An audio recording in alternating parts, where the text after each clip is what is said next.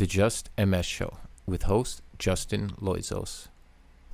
Episode 2, 10-year MS anniversary.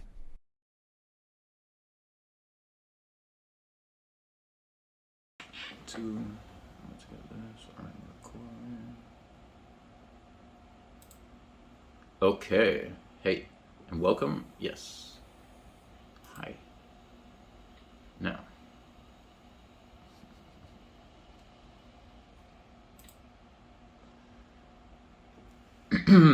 Okay, welcome to the show. So, on this episode, it's a 10-year anniversary with multiple sclerosis. I was diagnosed with MS on March 1st, 2012. So, roughly 10 years of living with multiple sclerosis, or at least knowingly. Exactly when it would have first appeared in my system, I'm not sure. Honestly, it's so hard to say, and I'm sure you can relate. Most people with MS, I imagine, would have a very, very, very hard time pinning that down. You could only, pick a day, and why not stick to it? Okay. Even for a while, I had told myself that this car accident that I got into was what caused, not caused, but triggered a sort of dormant MS, and I wouldn't maybe get it until I was 50 or 40 or something like that. I don't know. So I ended up getting diagnosed at 27, and you come up with these ideas, and it's okay. But 10 years later, you realize that it's just, an event that was easy to sort of mark back on a calendar. In my mind, I'll always look back on that time for that one accident. See, I was working really hard on a project at work, and it was a rollout of a company that you're all familiar with. It doesn't matter, but I was working on the flooring aspect of the construction build out, right?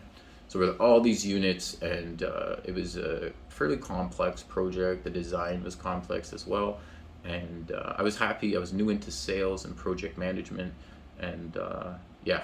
But anyway, so I'm on the highway, this is it. The one day started at showed up at work at 7 a.m.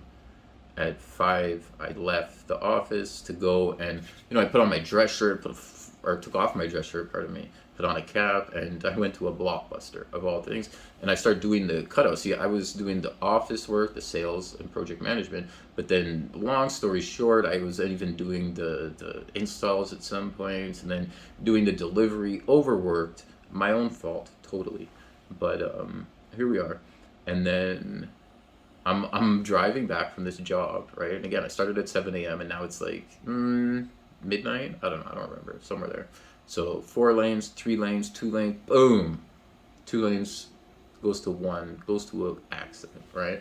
And the cars in front of me decided that they were going to merge at the last moment. Sure. I'm driving a 5-ton. I go into the one vehicle. I had to decide left, right, quickly, boom, go into the one. I get out. My buddy's leg is in the floor of the truck. I go over to the vehicle, and the guy's head was on the steering wheel, and he was bloody, and I was like, oh no, is he dead? You're thinking instantly. So I go over to reach for his pulse. He moved before I could even try and feel for it. So I'm like, okay, cool. Start screaming, okay, ambulance. Before you know it, the police showed up and ambulance were there. It was rather quick. I don't know. And that was that. So look, I never worked a day after that. I feel, and I started using cannabis because it was helping me. I'd used it before, like it wasn't like my first time ever.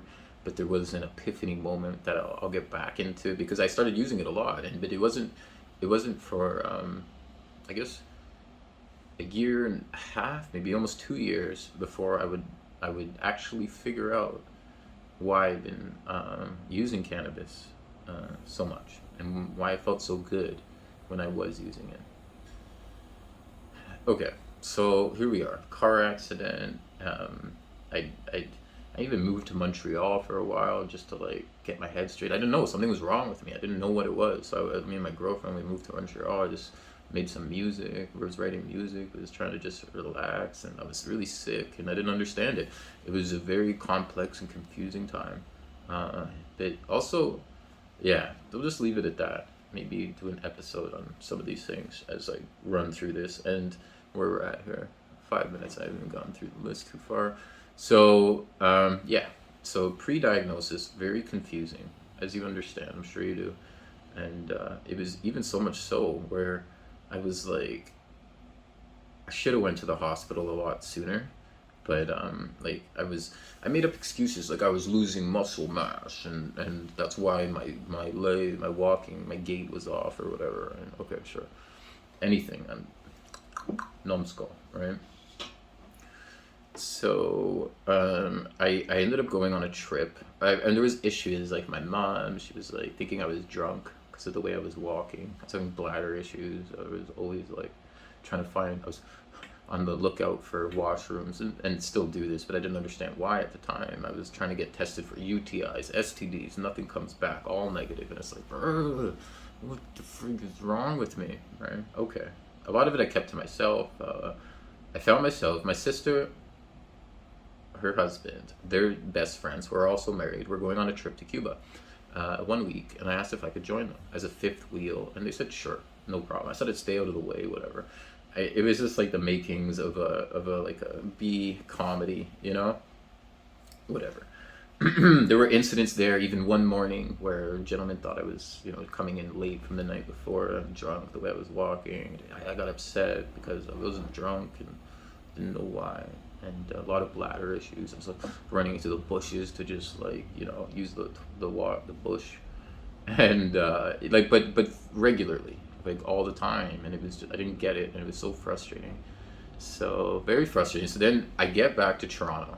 I'm at it wasn't like the same night or anything, but I'm sitting at my sister's table with her husband, and we're having a conversation. Just I'm even reminiscing about the trip. I've been thinking about talking about that one incident with the gentleman who I had the issue with, and maybe even me dancing a little bit when I was trying to walk into the water with just the reaction that my feet had, and yeah. So my legs were dancing on their own almost. So my brother-in-law said, "Did you ever think there's something really wrong with you?" And I said, sure, hey. And he goes, "No, like seriously." And I said, "Well, what do you mean?" And he said, "Well, he gave me an incident or an experience that his mother had, and he just told me about it. I remember, and just where it took her a little while to figure out there was a neurological issue. Okay, so they had to go test it, and it takes a little while. So I said, okay, maybe I have to do the same." He says, "Do you want to go check it out?" I said, "Sure, let's go." He took me to the hospital that night. And it was that night, like we were doing the all the MS tests, the strikes, like they knew what they were looking for based on the way that I was limping in. It wasn't a pretty walk, let me tell you. Okay, so it was within the day. I don't remember exact time, but I had my mom, my sister, like everyone kind of comes in to give me support, whatever, see what's going on. Well, it's a critical situation. We don't know what it is. We don't know what's up. So then the doctor comes in and he says, "I have some news for you." I said, "Okay." I asked if I could be alone, and my family obliged. I didn't know what he was going to tell me. I didn't know. I was embarrassed. I have no idea. Right? And he said, "Son, you have multiple sclerosis." And I said, "Does that mean I qualify for medical marijuana?" And he chuckled and he said, "Hey, at least you have a positive attitude." I said, "Well, hey, I don't even know. I don't know." And we didn't go much further than that. I stayed in the hospital for a week. And it wasn't, see, I didn't really understand that even making that joke, I didn't even understand that I'd been using it to that point. It took me a little while. Didn't really think much on it again. I didn't smoke for a few days. Again, for a few days I was in the hospital, and then my cousin brought me something, so that was nice. And then we go out to smoke. He rolls me out in this wheelchair, and as we're smoking it, it was literally like take a puff, and it was like I was smoking an epiphany. It was just like chew chew chew chew. It all started to come back to me why I had been using so much cannabis, and how I felt so good when I had been using it. So interesting, and probably the greatest joint that I've ever smoked, and I'll always remember it. Hard to say that about a joint, let me tell you. Haha. No, you know what I mean. Okay, so there we are, and hospital. Yeah, yeah. I tried to make music in Montreal, and that was good. It was nice, and yeah. So even since then, I've been able to even perform some music, and I don't take it too seriously. It's just for fun or whatever. But it's I do it almost nightly for neuroplasticity, right? Like just rhyming and whatever. Just a nice hobby. Okay, so here we are. Tried to make music, whatever, buzzing in the beat, peeing randomly, drunk walking, at school struggling. I didn't really get into that, but I tried to like go back to school as I was like just trying to figure life out again. But it didn't work out so well. It doesn't matter. There were stairs, right? And it was like pre-diagnosis, and I'm like struggling to get up these stairs, and it was anyway. Then I got really just curveball and took it from there. Okay, so dealing with the curveball, what are we dealing with? Then hospital, the doctor, cousin. Yeah. Oh, I met Mark, this really nice guy. I moved to my mom's from the hospital. So she's at the hospital, and I said, "Hey, mom, do you mind? Like, can I move into your place?" And she said, "Yeah, no problem." So like, where else do you want to be? I have like within it's like totally rocked, and I just want to be around, care and love, and it was the best decision that I made. We worked really hard together on the Terry Walls protocol. She let me grow in her home, which was nice. And unfortunately, though, as these months were going by, and within a year, I was in a wheelchair. Even before that, and I was learning to grow in the wheelchair. Very interesting. I've been told that I'd never be out of it. So, I didn't. It was hard, but the cannabis, growing it, using it, really helped me, and still does to this day. So, yeah. I ended up fighting for it, and became a giant part of my life. Really rebuilt I was able to use some of the skill sets that I've acquired in my life previously to multiple sclerosis, and felt great. Felt great. I was taking part in this volunteer movement, and yeah, it was beautiful. And I ended up like throwing fundraisers and leading a charge in a division in this like national movement, becoming like climbing the ranks, and eventually a director. And yeah, so we did great. Now because of this, every Canadian medical patient can continue to grow their own cannabis. So there are a lot of patients involved, some great lawyers, patients involved in the awareness and fundraising campaign, and that's where a lot of us took part. The Cannabis Rights Coalition was our incorporated title. Yeah, so that was great. And even just going to these events and throwing these events, I ended up throwing protests on different things, and it was crazy. It's been beautiful. And then in the news a lot, in the local news, in Vice national, like Vice News a bunch. Yeah, a bunch of times for different things, and it's been really cool and really neat, even to like look back on, have these articles, and been a lot of fun. I've had a lot of like great events that I've been able to like. Even now, I'm like thinking I got like a little smile, and maybe it's the ego a little bit, but it's nice because I'm proud of myself, and I can say that honestly. And yeah, and I've worked really hard, and unfortunately put myself through the ringer, but learned a lot. Like a lot of times I didn't know what I was doing, right? Or because of the course of my disease, see, I was hit so hard in the beginning. It didn't matter what I did. I was thrown back into the hospital. I was signed up in the very beginning for chemotherapy, but that was only to see. I needed to fail the chemo for this HSCT therapy, which is a stem cell therapy that shows some success with patients. especially with the type of MS that I have. Aggressive malignant was the term that they were using at the time. So, but at the time it also had, like, I believe it was a 2, maybe a 3% mortality rate at that time. It was enough for me to be like, hey. Then I started using this cannabis oil. My toe started to move.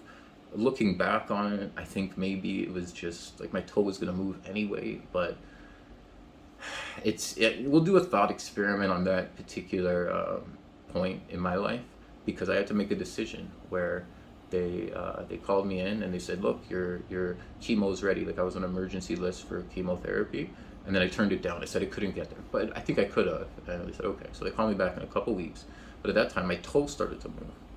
Okay. Then when they called me again, I was using a walker. So I said, well, I don't want it. Like, it didn't make sense for me to get worse, to get better. And now I understand it better. Would I do it if I could go back in time? Maybe. No regrets though, right? But it's interesting, like this thought experiment we'll do in a future episode. But for now, I'll just keep going through this list. And that's it. I don't focus on the positive. Try to really work on the future and moving into just keeping everything on the up and up. Okay, so Toronto Rehab, we have this great rehabilitation facility in Toronto for neurological issues, and specializes in multiple sclerosis. But you have like every type of specialist there, from even a speech pathologist I had. And we had a great relationship where I would, like, he would throw words out and I would freestyle. It made me feel good. Like, I felt really good. Great relationship. We built a good bond there, and I did a great relation, or I had a good relationship with many of the specialists at the unit. So they have a great gymnasium there, rehabilitation facility. For physical rehabilitation, also, every type of basically like community resource that you could have, occupational therapists, etc. So they work on, maybe they find motor skills, test you. I even had a cognitive psychological evaluation. I forget the exact term, but it's a great test to have, expensive and rare, and they do it at this facility, which is beautiful. So maybe I'm going back there. I was supposed to go back there after I left the hospital in November. I was stuck in the hospital for a month. I'll do an episode on that. I was injured. It was bad. But then I was going to go to this rehabilitation facility. I did go to one rehabilitation facility. I was there for this whole thing. I was there for about a month. And then I was going to go and do an outpatient program at the MS Rehabilitation, but then COVID got in the way again and again, and now I'm scheduled for the summertime. Okay, I'll do that episode. That's been a while ago. The whole 2021 was a bit of a nightmare, but so I'll do an episode of 2021. We'll see how it all breaks down. Yeah. Okay. Shoot. So look, I've opened businesses, multiple businesses, been pretty successful, and that's where a lot of the articles have come in through the news, right? Like opening, I had a cannabis dispensary, as they're known, but I have more as a compassion club for medical patients, and a clinic where I got to connect with so many patients on deep levels. And like a lot of times I feel like I was just like a therapist. They'd come into my office and I would just listen, and we'd connect. And but a lot of times they would listen to me too. It was a great community, right? And yeah, so I miss it. I miss that a lot. But I like that store. I opened up one back in my city, Scarborough, as well. The 2 at the time, reopened that. Robberies, break-ins, the news article. It was like a gun in my face at one point. It's all crazy. So, okay. Break-ins. And then during COVID, it was the first opportunity that I had since about 5 years, 2016, whatever, at the time. 6 and a bit years, 5 years at the time, that I had an opportunity to rest, because I made a partnership deal to allow me to stay back from COVID, so that way I wouldn't get sick. It wasn't that simple, but sure, we'll leave it at that. So then fast forward, and I'm doing great, working out. If you look back or you followed some of my videos, I left some of my videos, some of my posts on Instagram. you would have seen that, I was like working out and pretty consistently, but well, not so consistently with the videos, but one or two here and there. I'll try to get better at it. But I was doing pretty good, right? And then all of a sudden, I injured myself.